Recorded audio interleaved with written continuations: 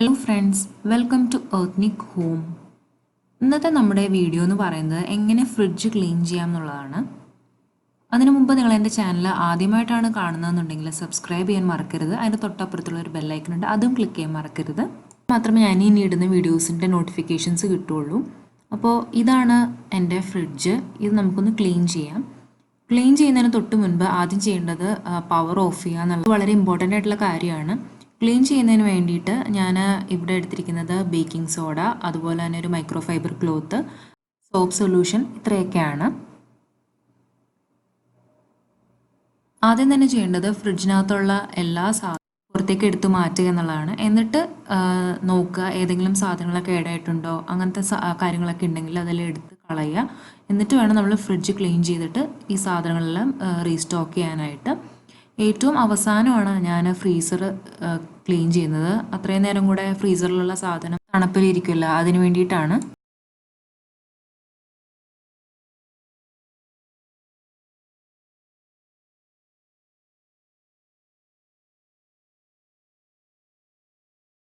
ഇനി ഞാൻ ഫ്രിഡ്ജിൽ വെച്ചിരുന്ന ഷെൽഫ് ലൈനേഴ്സ് എല്ലാം എടുത്ത് മാറ്റി അത് കഴുകി വൃത്തിയാക്കി വെയിലത്ത് ഉണങ്ങാൻ വെക്കാൻ പോവാണ്.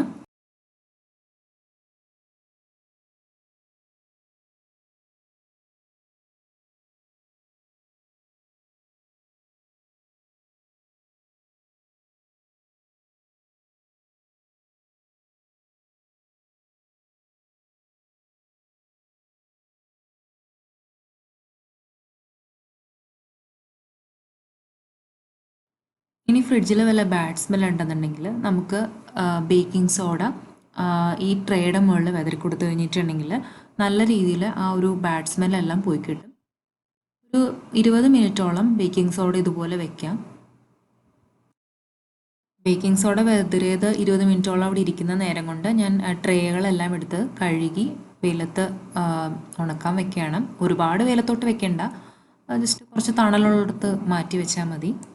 ഒരുപാട് അഴുക്കായിട്ടുള്ള ട്രേസ് എന്നുണ്ടെങ്കിൽ നമുക്ക് സോപ്പ് സൊല്യൂഷൻ സ്പ്രേ ചെയ്ത് ജസ്റ്റ് തുടച്ചെടുത്താൽ മതി. ട്രേ എല്ലാം കഴുകിക്കഴിഞ്ഞപ്പോഴത്തേക്കും ഏകദേശം അരമണിക്കൂറായി. ഞാൻ ബേക്കിംഗ് സോഡ എല്ലാം തുടച്ചു മാറ്റിയിട്ട് സോപ്പ് സൊല്യൂഷൻ സ്പ്രേ ചെയ്ത് കൊടുക്കുകയാണ്.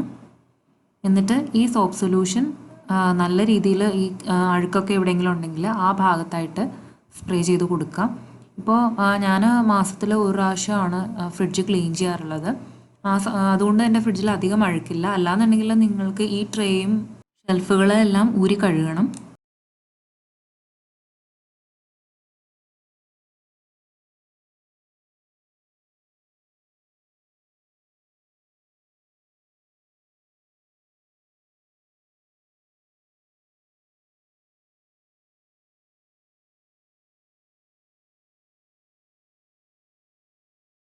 ഇനി ഉണങ്ങിയിട്ടുള്ള ട്രേ എല്ലാം തിരിച്ച് ഞാൻ വെക്കുകയാണ്.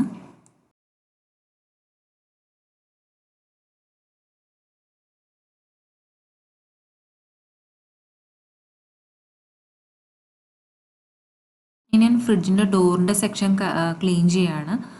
അധികം അഴുക്കൊന്നും ഇല്ലാത്തതുകൊണ്ട് ഞാൻ ഈ ട്രേകളൊന്നും എടുത്ത് കഴുകുന്നില്ല സോപ്പിട്ട്. ഇപ്പോൾ ഒരുപാട് അഴുക്കുണ്ടെന്നുണ്ടെങ്കിൽ നിങ്ങൾ സോപ്പ് യൂസ് ചെയ്തിട്ട് കഴുകണം.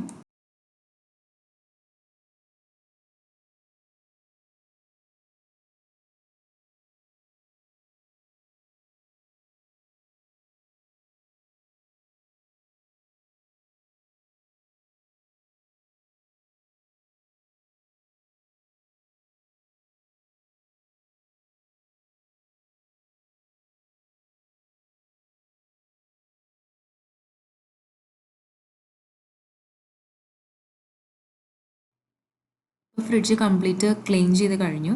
ഇനി നമുക്ക് സാധനങ്ങളെല്ലാം തിരിച്ചു വയ്ക്കാം.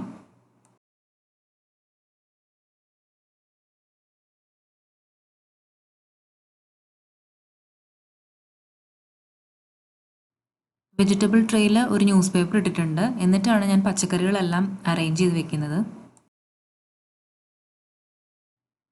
ഇനി കഴുകി ഉണക്കിയ ഷെൽഫ് ലൈനേഴ്സ് വെച്ച് കൊടുക്കാം. ഷെൽഫ് ലൈനർ വെക്കുന്നത് എന്തിനാണെന്ന് വെച്ച് കഴിഞ്ഞിട്ടുണ്ടെങ്കിൽ എന്തെങ്കിലും അഴുക്കൊക്കെ വീണ് കഴിഞ്ഞാൽ നമ്മൾക്ക് ഈ ഷെൽഫിൽ വീഴാതെ ഈ ഷെൽഫ് ലൈനർ വീണ് കിടക്കും. അപ്പോൾ നമുക്ക് എളുപ്പത്തിൽ എടുത്ത് കഴുകാൻ പറ്റും.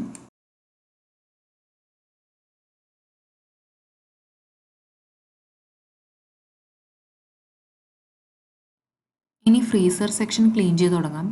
ആദ്യം തന്നെ ഫ്രീസർ ഡോറിലും ഉള്ള സാധനങ്ങളെല്ലാം എടുത്ത് മാറ്റുക. എന്നിട്ട് സോപ്പ് സൊല്യൂഷൻ യൂസ് ചെയ്തിട്ട് നന്നായിട്ട് സ്പ്രേ ചെയ്ത് വൃത്തിയായി തുടച്ചെടുക്കുക.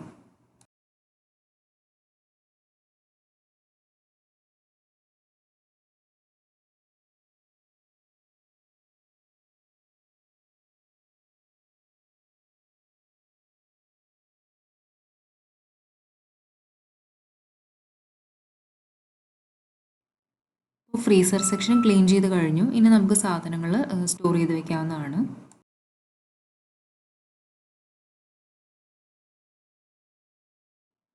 ഫ്രിഡ്ജിൻ്റെ മുകൾ വശം അതുപോലെ തന്നെ പുറം ഭാഗവും നന്നായിട്ട് തുടച്ചെടുക്കുക. ഫ്രിഡ്ജ് നന്നായിട്ട് ക്ലീൻ ചെയ്ത് വൃത്തിയാക്കിയിട്ടുണ്ട്. അപ്പോൾ നിങ്ങളും ഇതുപോലെ നിങ്ങളുടെ ഫ്രിഡ്ജ് ക്ലീൻ ചെയ്യുക. അതിനുശേഷം എന്നോട് കമൻസിലൂടെ അറിയിക്കുക. ഇന്നത്തെ ഈ ക്ലീനിങ് വീഡിയോ നിങ്ങൾക്ക് എല്ലാവർക്കും ഇഷ്ടപ്പെട്ടു എന്ന് വിശ്വസിക്കുന്നു. ഇഷ്ടപ്പെട്ടുവെങ്കിൽ ലൈക്ക് ചെയ്യാനും സബ്സ്ക്രൈബ് ചെയ്യാനും മറക്കരുത്.